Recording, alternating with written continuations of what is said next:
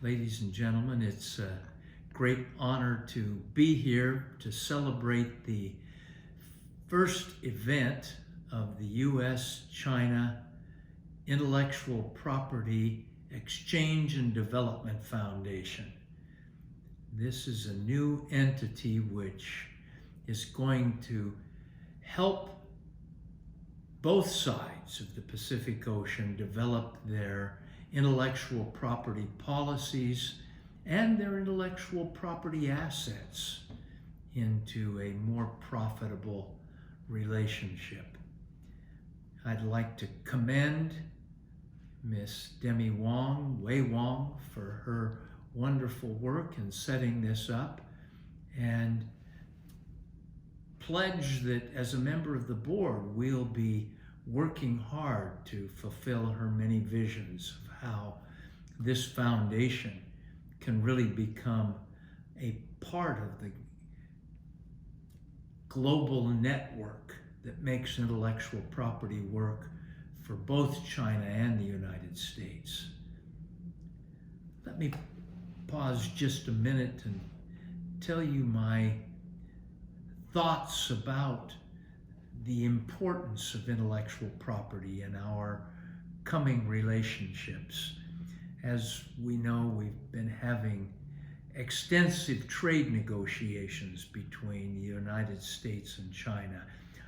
I envision that those will conclude in the next several months to the benefit of both countries.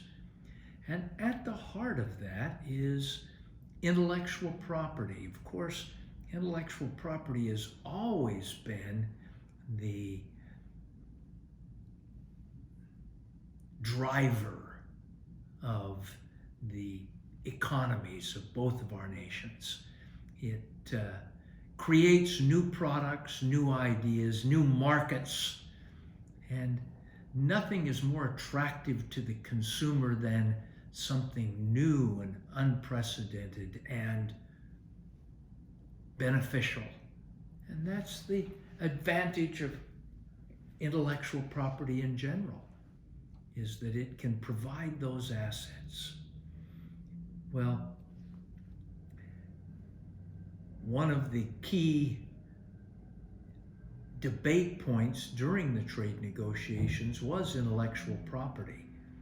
I believe that's because both nations recognize that this will be the backbone of their future economies. They understand that technological development is the equivalent of market success. And intellectual property is what makes that whole system work. It supports the investment and it encourages the conversion of scientific ideas into real usable technology, real usable products, real market assets. The United States and China, recognizing this, have placed a great emphasis on intellectual property. And I think I have to pause and commend China for the great advances they've made. We have to reflect that it's only been since 1984 that China has even had a patent law.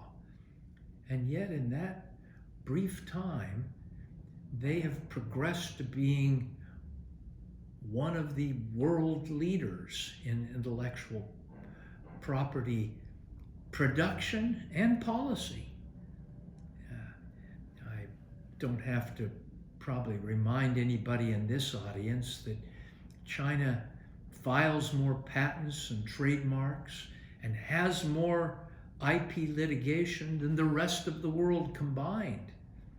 And I think this shows a commitment to putting their economy on a sound technological foundation.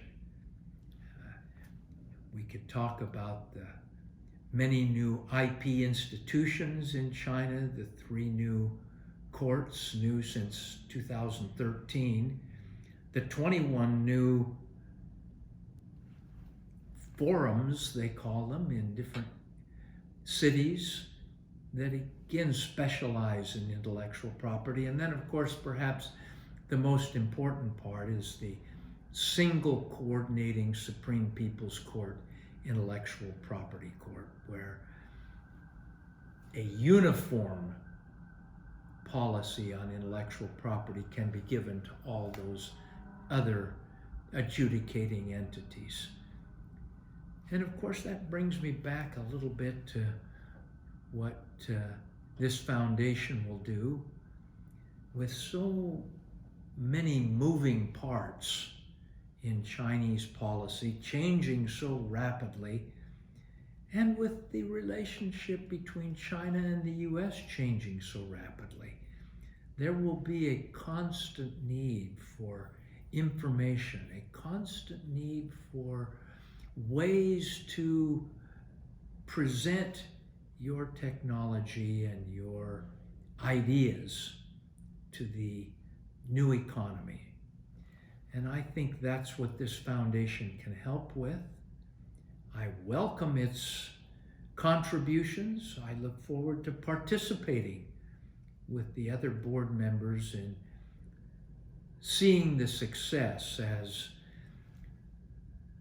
China takes on a position of greater and greater leadership, and as the US finds itself in the position of working with China more and more to see that the example these two nations set for the rest of the world is a sound one, one which creates opportunities for prosperity in every nation.